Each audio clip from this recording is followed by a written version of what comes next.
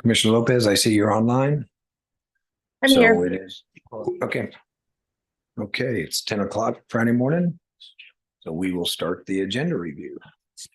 Mr. Manager. We'll start with Nicole in county business.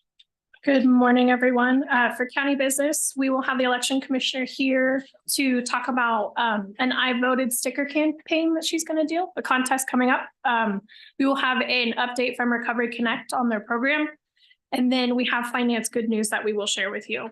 One thing I wanted to point out today is there was a release sent out that President Biden announces $8.2 billion in new grants for a high-speed rail and pipeline for projects nationwide.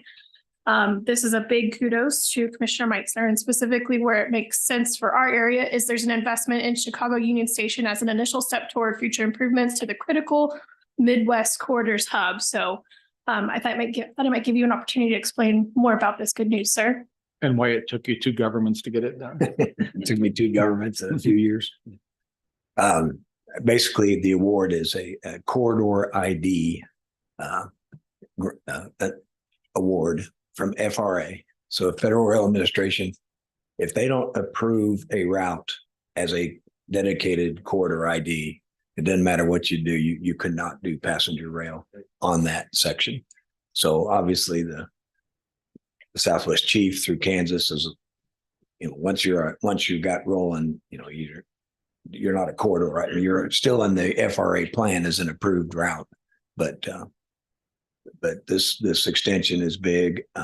It's a grant to allow us, meaning mainly KDOT, along with ODOT and TxDOT, to formally submit what it's going to take, both capital cost and operating cost, to have a passenger rail, have Amtrak on that. KDOT will be working closely with FRA and Amtrak.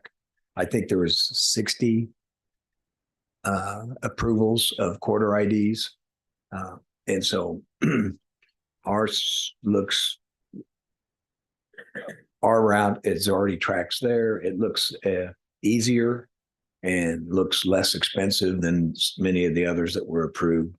So if we, right now there is a time frame that's on the outside. And if KDOT, along with ODOT, if they have their ducks in a row better, there's a chance maybe we move as close to the top of the 60 programs. And so we could be, so they'll just click off all these that are approved. And so it's a big win for our state, huge win for our state. So, and again, the capital cost under the grant program is, I need to refresh my memory, but it's 80% covered on the capital cost, and the operating cost is a graduated scale.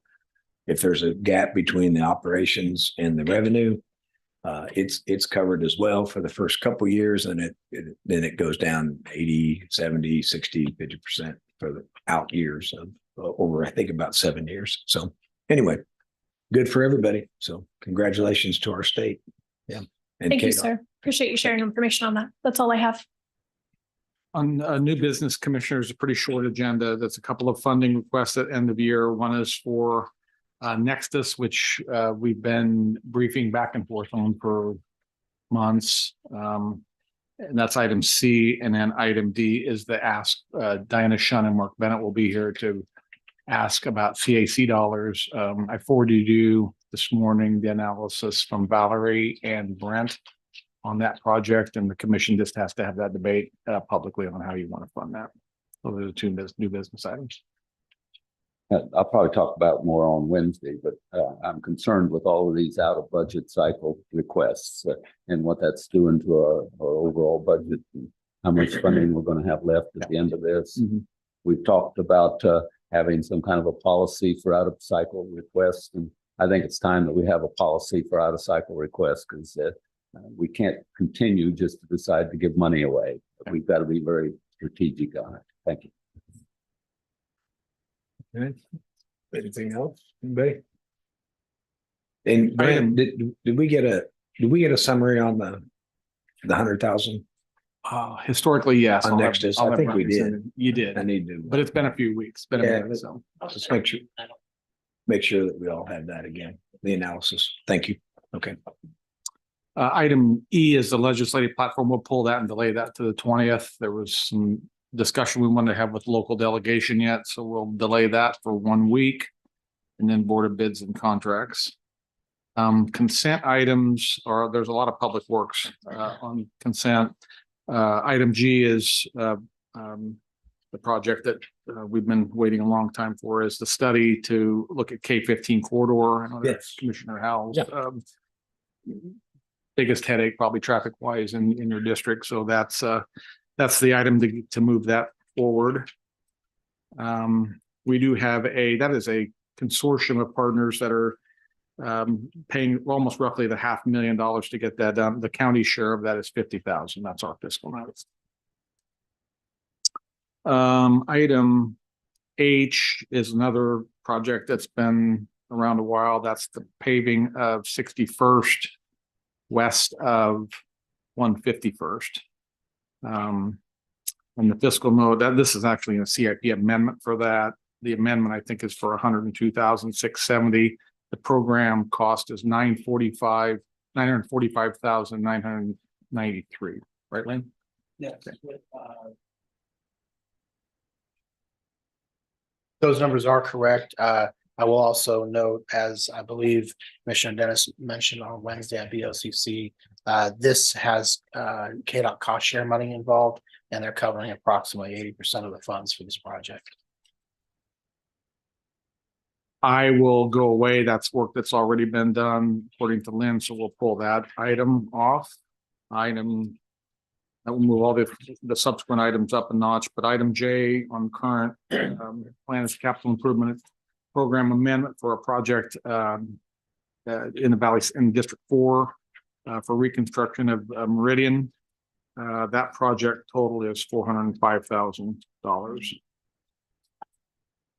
A is to see if Adrian's on. That's the continuation of a grant for rural transportation, and I think Justin can speak to this a little bit. I don't see Annette on the board there, but Justin, can you kind of just talk through that very quickly? Yes, I can, Tom. I guess on this, this is a grant that I believe had already been approved. I think at this point, it was just a matter of needing budgetary authority. Involves the purchase of a transportation van, of which I believe Sedgwick County would pay about $12,000, or approximately 10%. I think the rest is coming through KDOT funding. I'd be happy to try to answer any questions you might have. Any questions? Item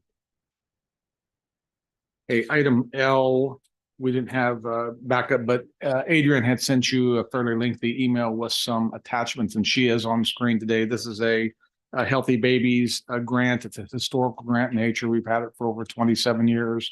So this is the update of that. And Adrian is online if you have questions about that. M is a agreement with West Sedgwick County Park. For those of you that have the history, Mr. Dennis and Mr. Howell do. This is a long-term relationship with the Rotary Club West. They've done all the boundless playground work out there, and this is they're going to put some additions out there, and they are covering all the costs on that. So, Commissioner Howell, do you have a question? And just on that, are they going to maintain their enhancements, or is that fall back to us in the future? Yeah, that's always the question of maintenance. I do think we end up with the maintenance of that. I've got staff on psych hospital meeting this morning, so I don't have staff here, but I'll get you an answer to that. I'm pretty sure we'll. So to that end, there needs to be, hopefully this is clarified in an agreement on this enhancement. Yeah. I guess I'd like to have a fiscal note of what that would be in the future. Okay. I have a couple of questions going backwards. We can wait till the end of the list here, but I have a couple of questions going back on some of these, a few of these as well. So, okay, you want to finish and then come back on that? Yeah, thanks. Okay. Item N is an email went out about this too. This is our annual funding agreements with Arts Council, Sedgwick County Fair, the County Historical Museum, and TCAM. And all the dollar figures are on page 106 of the backup. Question on that. On the Wichita Sedgwick County Historical Museum down on Main Street. Does Wichita match our funds or who pays for all that? I'll find out if Wichita has a match on that or not. If they're not matching us, I don't know why we're funding that. Get you an answer.